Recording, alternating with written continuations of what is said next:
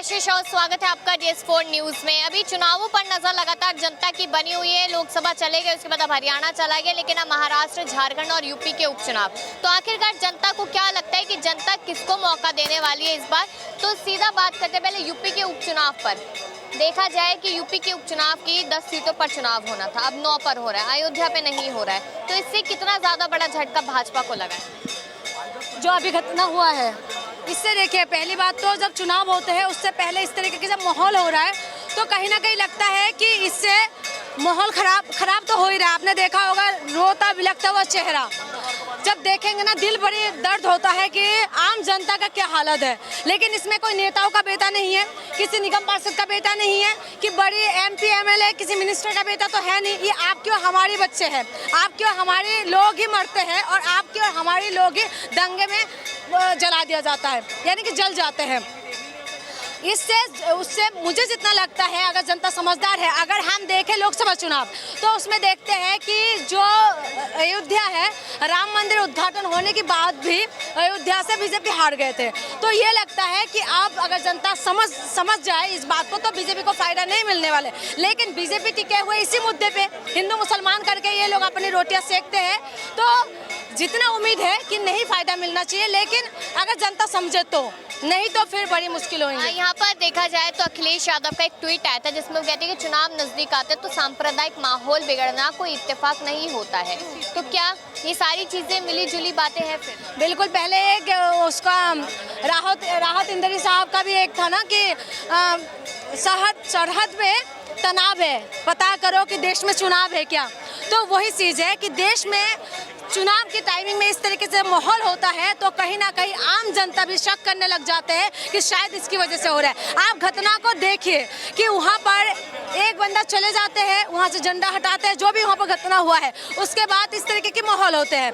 उसको क्या पुलिस नहीं थे वहाँ पर, और किस तरीके के डीजे में किस तरीके के गाना बजाया जा रहा था, क्या उसको बजाने के लिए बंद नहीं किया जाता है? वही यूपी है जहाँ पर योगी जी के राज में परिंदे भी पर नहीं मार सकते, जो इनका दावा है। लेकिन उसके बावजूद भी और उस यूपी के अंदर अगर इस तरीके की माहौल हो रहा है तो इसका फेलियर आखिर में कौन है? आप खुद देखिए कि जनता वहां से निकल रहे हैं तो उसको कंट्रोल नहीं कर सकते थे। जो ही यूपी है जहां पर कांवड़ यात्रा के दौरान एक फरमान जारी किया जाता है नेम प्लेट लगाने का, उस फरमान को देखते हुए सबने आवाज भी उठाई और उसमें नाम से पता कर लेते थे कि किसका दुकान है, क्या है। तो आप समझिए कि उसी यूपी के अंदर जब दुर्गा माता का ये क्या कहते हैं उसको पद यात्रा निकाल रहे तो उसमें अगर इस तरीके के हो रहा है तो क्या ये पुलिस का जिम्मेदारी नहीं है?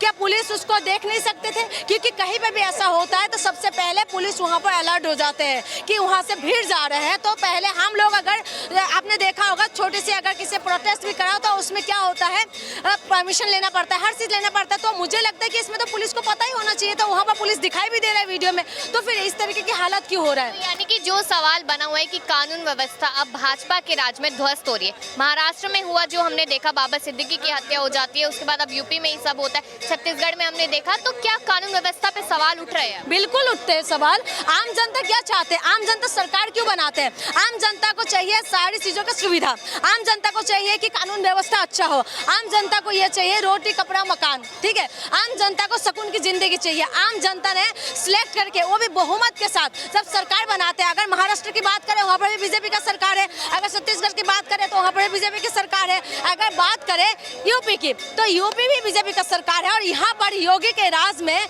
जो कहते हैं कि कानून व्यवस्था मजबूत हुआ है, तो वही योगी जी के राज में अगर इस तरीके की व्यवस्था होता है तो सवाल तो उठते हैं, सवाल भी उठते हैं और तमाम जवाब भी हम चाहते हैं कि योगी जी हमें जवाब चाहिए। ये इस तरीके की जो माहौल हो रहा है उससे आम जनता मर है। अब मिश्रा जो लड़का है वो मिश्रा है, ठीक है। आप ये बोलिए अगर मुसलमान हो, ठीक है, अगर मुसलमान हो या हिंदू हो, मरते आम जनता ही है। कि आप ये बताइए कि योगी क्या नाम है, एक बार जय शाह, अमित शाह का बेटा, वो क्या करे, मलाई खा रहे हैं, ठीक है, वो अच्छी पोस्ट में है, ठीक है, वो अच्छी पोस्ट में है। और बीजेपी का जो भी नेता है, कोई भी नेता हो, उनका बेटा का विदेश में सेटल है या विदेश में जाके पढ़ाई करता है, विदेश में सब रहते हैं वो लोग। और अगर इंडिया के अंदर भी रहे तो आप देखिए उनका बेटा क्या कर रहे हैं।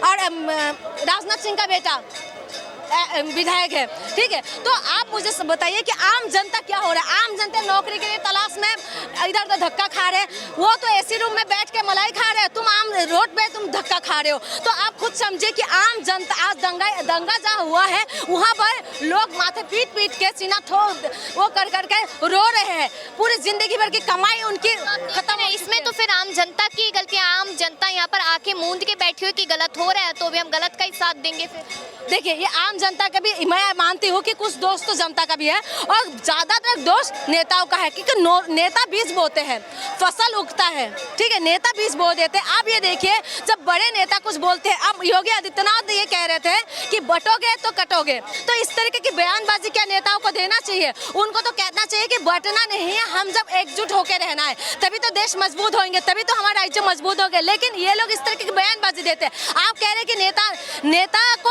हम लोग फॉलो करते हैं, जो भी यहाँ के जो लोग होगा, कोई भी विचारधारा को हो, उनकी विचारधारा के एक नेता को फॉलो करते हैं। हम एग्जाम्पल देते हैं, जैसे हमारे प्रधानमंत्री ने बोला थाली बजाओ, लोगों ने जब बीमारी हो रहा था तो लोगों ने क्या कहा, थाली बजाया, ताली बजाया, ठीक है। जब नेता कहते हैं ना तो लोग उस बातों को सुनते हैं, लोग उस बातों को मानते हैं। तो कैसे अगर लोग बोलेंगे ना तो बटोगे तो कटोगे, जब नेता कहेंगे तो जनता के दिमाग में कहीं ना कहीं बैठते हैं इस चीजों को, क्योंकि आम जनता, हम लोगों को कमाने से फुर्सत नहीं है, हम लोगों को फुर्सत नहीं है कि शांति व्यवस्था बने रहे। हम लोग इसमें फोकस करते हैं कि हम कैसे कमा सके, कैसे जिंदगी गुजार सके। आम जनता, अब इनसे पूछे, ये यहाँ पर जितना भी लोग हैं उनसे पूछ के देखे, ये यही सोचते होंगे कि घर में जाएंगे तो क्या लेके जा रहे हैं। ये लोग ये नहीं सोचते कि मुसलमान है मैं इनके साथ लड़ूं, ये हिंदू है मैं इनके साथ लड़ूं, इनके दिमाग में ये नहीं चलते। ये लोग दिमाग में डाला जाता है ये सारी चीजें। तो आप जो कह रहे हैं ना कि सरकार, इनकी व्यवस्था, इस सारी चीजों से हमें बाहर निकलना पड़ेगा। जो आम जनता की बात है, आम जनता को ये समझना पड़ेगा। आज मैं न्यूज देख रही थी, लोग सीना ठोक ठोक के रो रहे थे, रिपोर्टर के पैर पकड़ रहे थे कि देखिए मेरा क्या घर जला दिया है, मेरी गाड़ी जल गए है। तो आप देखिए, आम जनता ही मर रहे हैं ना।